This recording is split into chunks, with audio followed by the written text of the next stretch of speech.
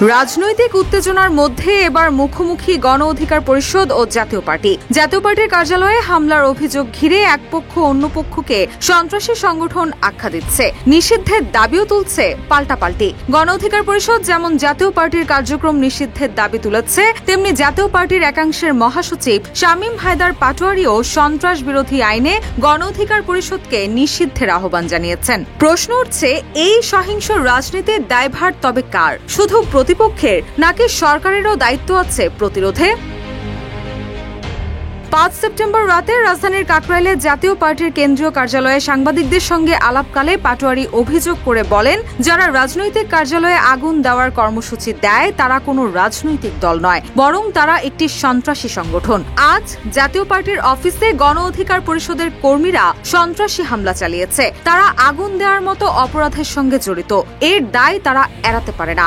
আমরা সরকারের কাছে জোর দাবি জানাচ্ছি, গণ অধিকার পরিষদকে আরপিও অর্থাৎ representation of the people order আইনের অধীনে এবং সন্ত্রাস বিরোধী আইনে নিষিদ্ধ করা হোক।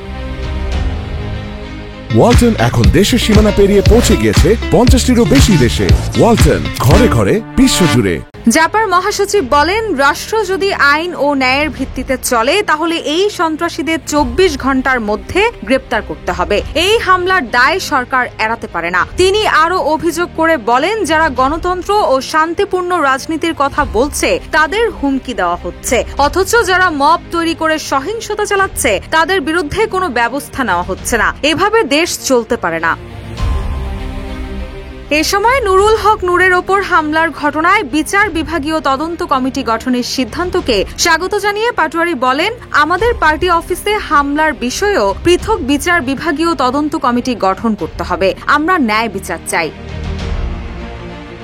এর আগে জাতীয় পার্টিকে আওয়ামী লীগের দোসর ও ভারতীয় এজেন্ট আখ্যা দিয়ে দলটি নিষিদ্ধের দাবি তোলে গণ অধিকার পরিষদ। আর তাদের এই দাবিতে বিএনপি, জামায়াত, এনসিপি সহ অন্তত ৩০টি ফ্যাসিবাদ বিরোধী রাজনৈতিক দল সংহতি জানিয়েছে। পাল্টাপাল্টি নিষিদ্ধের এই রাজনীতি দেশে নতুন করে সংঘাতের আগুন জ্বালাচ্ছে। রুশা সুর, নিউজ ডেস্ক, ইত্তেফাক।